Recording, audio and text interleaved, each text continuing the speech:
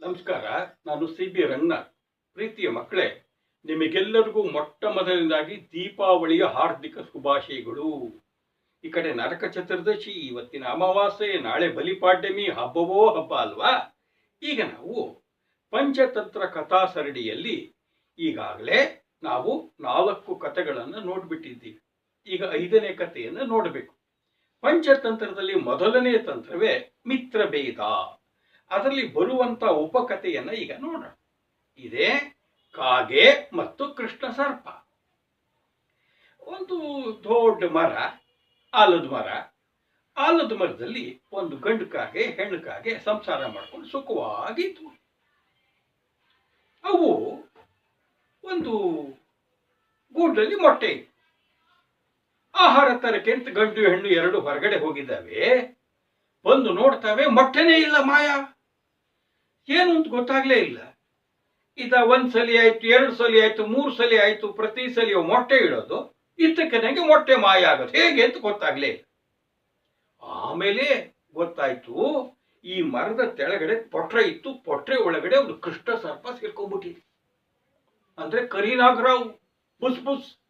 ಅದು ಇವ್ರು ಇಲ್ಲಿ ಇದ್ದಾಗ ಬಂದು ಕೂಡೊಳಗಿನ ಮೊಟ್ಟೆ ತಿಂದು ಹೋಗಿಬಿಡು. ಅಯ್ಯಯ್ಯೋ, ಗಂಡು ಕಾಗೆ ಹೆಣ್ಣು ಕಾಗೆ ಗೊತ್ತಾಯ್ತು. ತುಂಬಾ ಸಂಕಟ ಆಗಿಬಿಡ್ತು. ಈಗ ಅದನ್ನು ಹೇಳೋದು ಹೆಂಗೆ, ಅದ್ರ ಜೊತೆ ಹೋರಾಟ ಮಾಡೋದು ಹೆಂಗೆ? ತಾವು ನೋಡಿ ಇಟ್ಟಿಟ್ಟೇ ಇದ್ದಾವೆ. ಕೃಷ್ಣ ಸರ್ಪ ಅಯ್ಯೋಯ್ಯೋ ದೊಡ್ಡ ಹಾವು, ಭಾರಿ ಅಪಾಯಕಾರಿ. ಛೇ, ಎರಡು ಸೇರಿ ಯೋಚನೆ ಮಾಡಿದ್ರು, ನಮ್ಮ ಮೊಟ್ಟೆಗಳನ್ನ ಮರಿ ಮಾಡಿಕೊಂಡು ವಂಶ ಬೆಳೆಸೋದು ಹೇಗೆ? ಇಲ್ಲಿಂದ ಬಿಟ್ಟು ಎಲ್ಲರೂ ದೇಶಾಂತರ ಹೋಗ್ಬಿಡೋಣವಾ, ಅಥವಾ ಇಬ್ಬರು ಹೋಗಿ ಸತ್ತು ಹೋಗ್ಬಿಡೋಣವಾ ಅಂತ ಯೋಚನೆ ಮಾಡಿ ತುಂಬಾ ದುಃಖಿತರಾಗಿ ಹೋಗ್ತಾ ಇರ್ಬೇಕಾದ್ರೆ ಇವ್ರಿಗೆ ಹಳೇ ಗೆಳೆಯ ನರಿರಾಯ ಸಿಕ್ಕ.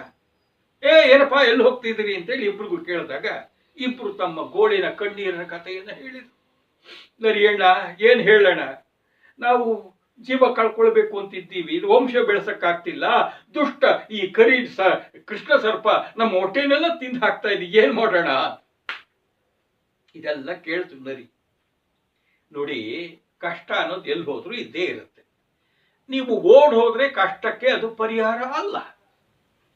ಹೋಗ್ಲಿ, ನೀವೇನಾದ್ರು ಕೃಷ್ಣ ಸರ್ಪ ಜೊತೆಗೆ ಹೋರಾಡ್ತಿರೋ, ಅದರ ಮುಂದೆ ನಿಮ್ಮ ಬಲ ಲೆಕ್ಕಕ್ಕೆ ಇಲ್ಲ, ಆಗಲ್ಲ. ಏನ್ ಮಾಡ್ಬೇಕು? ಏನಾರು ಹೇಳಪ್ಪ, ನೀನ್ ಏನಾರು ಒಂದು ಉಪಾಯ ತೋರ್ಸು ಮಾರ, ನೀನು ಬಹಳ ಜಾಣ. ಇಲ್ಲದ್ರೆ ನಾವಿಬ್ರು ಹೋಗಿ ಸತ್ತೋಗ್ಬಿಡ್ತೀವಿ. ಛೇ, ಸಾಯ್ಬೇಡಿ, ನಿಮಗೊಂದು ಉಪಾಯ ಹೇಳ್ತೀನಿ, ಕೂತ್ಕೊಳ್ಳಿ ಅಂತ ಯೋಚನೆ ಮಾಡ್ತು ಹೇಳ್ತು. ನೋಡಿ, ಕೃಷ್ಣ ಸರ್ಪ ಜೊತೆಗೆ ನೀವು ಹೋರಾಡ್ಲಾರಿ. ಯಾರು ಹೋರಾಡಬಲ್ರೋ ಅವರು ಕೃಷ್ಣ ಸರ್ಪದ ಹತ್ರ ಬರೋಂಗ್ ಮಾಡಬೇಕು. ಒಂದು ಕೆಲಸ ಮಾಡಿ, ಈಗ ಸುತ್ತಲೂ ಬೇಕಾದಷ್ಟು ಕೆರೆ ಕಟ್ಟೆಗಳಿದ್ದಾರೆ. ಯಾರಾದ್ರೂ ಶ್ರೀಮಂತರು, ರಾಜಮನೆ ತಂದವರು ಸ್ನಾನ ಮಾಡಕ್ಕೆ ಅಂತ ಬಂದಿರ್ತಾರೆ. ಅವಾಗ ಮೆಲ್ಲ ಉಪಾಯವಾಗಿ ಯಾವುದಾದ್ರೂ ಒಂದು ಒಡೆಯ ತಗೊಂಡು ಬಂದು ಈ ಪೊಟ್ಟೆಲ್ ಹಾಕಿಬಿಡಿ. ಆಗ ಆ ಒಡವೆಗೆ ಅಂತ ಹಿಂದಿಂದೆ ಬರ್ತಾರ. ಅವ್ರಿಗೇನಾಗುತ್ತೆ, ಈ ಪೊಟ್ರೆ ಒಳಗಡೆ ಒಡವೆ ತೆಗಿಯಕ್ಕೆ ಹೋದಾಗ ಈ ಹಾವು ಇರುತ್ತೆ, ಹಾವನ್ನು ಕೊಲ್ತಾರೆ, ಒಡವೆ ತಗೊಂಡು ಹೋಗ್ತಾರೆ, ನಿಮ್ ಶತ್ರು ಸಾಯುತ್ತೆ. ಆದ್ರೆ ಹುಷಾರು, ಎಲ್ಲಾರು ಕಲಿಯಕ್ಕೆ ಹೋಗಿ ಸಿಕ್ಕೊಂಡ್ಬಿಟ್ರೆ ನಿಮ್ ಪ್ರಾಣ ಹೋಗ್ಬಿಡುತ್ತೆ. ಅಯ್ಯೋ ನರಿಯಣ್ಣ, ಆಯ್ತಪ್ಪ, ನೀನ್ ಒಳ್ಳೆ ಉಪಾಯ ಹೇಳ್ಕೊಟ್ಟಿದ್ಯಾ, ನಾವು ಮಾಡ್ತೀವಿ ಅಂತ ಹೇಳಿ ಧನ್ಯವಾದ ಹೇಳಿದ್ರು. ಹೆಣ್ಣುಕಾಗೆ ಹಾರ್ಕೊಂಡು ಹೋಗ್ತಾ ಇದೆ. ನೋಡ್ತು, ಅಲ್ಲೇ ಹತ್ತಿರದಲ್ಲೂ ಸುಂದರವಾದ ಸರೋವರ. ಅದೃಷ್ಟ ಚೆನ್ನಾಗಿತ್ತು ನಮ್ಮ ಹೆಣ್ಣುಕಾಗೆದು. ನೋಡಿದ್ರೆ ಅಲ್ಲಿ ಮಹಾರಾಣಿ ಸಖಿಯರ ಜೊತೆಗೆ ಸ್ನಾನ ಮಾಡಕ್ಕೆ ಅಂತ ಅದೇ ಸರೋವರಕ್ಕೆ ಬಂದ್ಬಿಟ್ಟಿದ್ದಾಳೆ. ಸ್ನಾನ ಮಾಡಿ ಇನ್ನೇನು ಹೊರಡಬೇಕು, ದಡಕ್ ಬರಬೇಕು. ಅಲ್ಲಿ ಅವರ ಬಟ್ಟೆಗಳು, ಆಭರಣ ಎಲ್ಲ ಇದೆ. ಅದರಲ್ಲಿ ಹೊಳೆಯುವಂತ ಒಂದು ಹಗೂರವಾಗಿರೋ ಪಳಪಳ ಮುತ್ತಿನ ಸರ ಇದೆ. ಈ ಹೆಣ್ಣುಕಾಗೆ ನೋಡಿಬಿಡ್ತು, ಮಾಡ್ತೀನಿ ಅಂತ ಹೇಳಿ ನಿಧಾನಕ್ಕೆ ಹೋಗಿ ಒಡವೆ ಹತ್ರ ಕೂತ್ಕೊಂಡು ಕಾ ಅಂತು. ಯಾಕೆ? ಅವ್ರು ನೋಡ್ಲಿ ಅಂತ. ಇದಕ್ಕೆ ಹಾರ ಬೇಡ, ಹಾರದ ನೆಪದಲ್ಲಿ ಸೇವಕರು ಬರಬೇಕು ಹುತ್ತ ತನಕ, ಪೊಟ್ರೆ ತನಕ. ಇದು ಕಾ ಅನ್ಕೊಂಡು ಮಹಾರಾಣಿಯ ಅಮೂಲ್ಯವಾದ ಮುತ್ತಿನ ಸರ ಹಗೂರವಾಗಿ ಕಚ್ಕೊಂಡು ಹಿಂಗ್ ಅಂತ ಹಾರ್ಕೊಂಡು ಹೋಗ್ತಾ ಇತ್ತು. ಮಹಾರಾಣಿ ನೋಡಿದ್ರು, ಅಯ್ಯೋಯ್ಯೋ ನನ್ನ ಮುತ್ತಿನ ಹಾರ. ಸಖ್ಯ ಕೂಗಿದ್ರು, ರಾಜ ಭಟ್ರೆ ಎಲ್ಲಿದ್ದೀರಿ? ಅದೃಷ್ಟಕ್ಕಾಗೆ ನೋಡಿ ಮಹಾರಾಣಿಯವರು ಮುತ್ತಿನ ಹಾರ ಕರ್ಕೊಂಡು ಹೋಗ್ತಾ ಇದೆ, ಹೋಗಿ ಹಿಡೀರಿ, ಹೊಡೀರಿ. ಸೇವಕರು ದೂರದಲ್ಲಿ ನೋಡಿದ್ರು, ಇದು ಬೇಕಂತ ಮೇಲ್ಗಡೆಗೆ ಸ್ಲೋ ಮೋಷನ್ ಅಲ್ಲಿ ಹೋಗ್ತಾ ಇದೆ. ಯಾಕೆ? ರಾಜ ಭಟ್ರುಗಳು ಇದನ್ನ ಹಿಂಬಾಲಿಸ್ಕೊಂಡು ಬರ್ಲಿ, ಗೊತ್ತಾಗ್ಲಿ ದಾರಿ ಅಂತ. ಇವ್ರು ದುಷ್ಟಕ್ಕಾಗೆ ಹೊಡಿರೋ, ಕೋಲ್ ತಗೊಂಡು ಹೊಡಿರೋ ಅಂದ್ರೆ ಇದು ಸಿಗ್ತಾ ಇಲ್ಲ. ಮೇಲ್ಗಡೆ ಹಾರ್ಕೊಂಡು ಹೋಗ್ತಾ ಇದೆ. ಇದು ಹೋಗ್ತಾನೆ ಇದೆ. ಇವರು ಅಯ್ಯೋ ಮಹಾರಾಣಿ ಎಲ್ಲರೂ ಸರ ಸಿಗದೆ ನಮ್ಮ ಕೈಕಾಲು ಮುರಿಸ್ತಾರೆ, ಓಡ್ರಿ ಓಡ್ರಿ ಅಂತ ಹೇಳಿ ಕತ್ತಿ ಏನದು ಬರ್ಜಿ ಎಲ್ಲ ಹಿಡ್ಕೊಂಡು ಓಡ್ ಬರ್ತಾನೆ ಇದ್ದಾರೆ. ಇದು ಆ ಕಡೆ ಈ ಕಡೆ ಈ ಕಡೆ ಎಲ್ಲ ಓಡಿಸ್ತು ಓಡಿಸ್ತು ಓಡಿಸ್ತು ಸೀದಾ ಬಂತು ಇಲ್ಲಿ ಬರಬೇಕಿತ್ತು. ತಾನಿತ್ತಲ್ಲ ಮರ ಹಾವು ವಾಸವಾಗಿರೋ ಪೊಟ್ರೆ ತನಕ ಬಂತು. ಅವರೆಲ್ಲ ಸಾಕಷ್ಟು ದೂರದಲ್ಲಿದ್ದಾರೆ, ನೋಡ್ತಾನೆ ಇದ್ದಾರೆ. ಇದು ಬಂದಿದ್ದೆ ಏನ್ ಮಾಡ್ತು, ಆ ಪೊಟ್ರೆ ಒಳಗೆ ಹಾವಿದ್ದಂತ ಪೊಟ್ರೆ ಒಳಗೆ ಹಾರವನ್ನ ಹಾಕ್ತು. ಬರ್ರ ಅಂತ ಇನ್ನೊಂದು ಮರದ ಮೇಲೆ ಕೂತ್ಕೊಂಡು ನೋಡ್ತಾ ಇದೆ.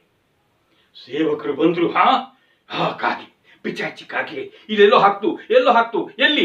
ನೋಡೋ ಅಲ್ಲೇನೋ ತೊಗರಿದೆ, ಪೊಟ್ರೆ ಇದೆ, ಅಲ್ಲಿ ಬಿದ್ದಿರ್ಬೇಕು, ನೋಡು ನೋಡು ನೋಡು ಅಂತ ಹೇಳಿ ಹೂ ಅಂತೆಲ್ಲ ಸೇವಕರು ಬರ್ತಾರೆ. ಪೊಟ್ರೆ ಒಳಗೆ ನೋಡ್ತಾರೆ. ಈ ಗಲಾಟೆಗೆ ಅದ್ರೊಳಗಿತ್ತಲ್ಲ ನಮ್ಮ ಕೃಷ್ಣ ಸರ್ಪ ಬುಷ್ ಅಂತ ಬಂದ್ಬಿಡ್ತು. ನಾವಾಗಿದ್ದು ಹೆದರ್ಕೊಳ್ತಿದ್ವಿ, ಕಾಗೆ ಹೆದರ್ಕೊಡ್ತಿದ್ವು. ರಾಜಸೇವಕರು 10 ಜನ ಇದ್ದಾರೆ, ಕೈಯಲ್ಲಿ ಆಯುಧಗಳಿದ್ದಾವೆ. ಹಾಕ್ರ ಹೊಡಿರೋ ಬಡಿರೋ ಅಂತೇಳಿ ಬರ್ಜಿ ಹಾರಕ್ಕೊಂದು ತಗೊಂಡು ಬಾಡ ಬಾಡ ಬಾಡ ಹೊಡೆದು ಸುಂಡು ಮಾಡೇ ಬಿಟ್ರು. ಕೃಷ್ಣ ಸರ್ಪ ಸಾಟೆ ಹೋತು. ಅಮೂಲ್ಯವಾಗಿರೋ ಮಹಾರಾಣಿಯ ಮುತ್ತಿನ ಹಾರ ತಗೊಂಡ್ರು. ಸೀದಾ ಮಹಾರಾಣಿಯವರಿಗೆ ಕೊಟ್ಟು ಕೈ ಮುಗಿದು ಬಿಟ್ರು. ಗಂಡಕಾಗೆ ಹೆಣ್ಕಾಗೆ ಸಂತೋಷವೋ ಸಂತೋಷ. ಹಬ್ಬ ನಮ್ಮ ಶತ್ರು ನಮ್ಮ ಮೊಟ್ಟೆಗಳನ್ನೆಲ್ಲ ತಿಂದು ತಿಂದು ತಿಂದು ನಮ್ಮ ವಂಶ ಬೆಳೆದಿದ್ದಂಗೆ ಮಾಡಿತ್ತಲ್ಲ, ಆ ದುಷ್ಟ ನಾಗರ ಕೃಷ್ಣ ಸರ್ಪ ಸತ್ತೋಯ್ತು ಅಂತ ಹೇಳಿ ಸಂತೋಷಪಟ್ಟು ಸೀದಾ ಹೋಗಿ ನರಿರಾಯನಿಗೆ ಧನ್ಯವಾದ ಹೇಳಿದ್ವು. ಆಮೇಲೆ ಅಲ್ಲೇ ಸಂಸಾರ ಮಾಡಿಕೊಂಡು ಮೊಟ್ಟೆ ಇಟ್ಟು ಮರಿ ಮಾಡ್ಕೊಂಡು ಸುಖವಾಗಿತ್ತು. ನೋಡಿ ಮಕ್ಕಳೇ, ಕಷ್ಟ ಬರುತ್ತೆ, ಅಪಾಯ ಬರುತ್ತೆ, ಹೆದರ್ಕೊಂಡು ಓಡ್ ಹೋಗಬಾರ್ದು.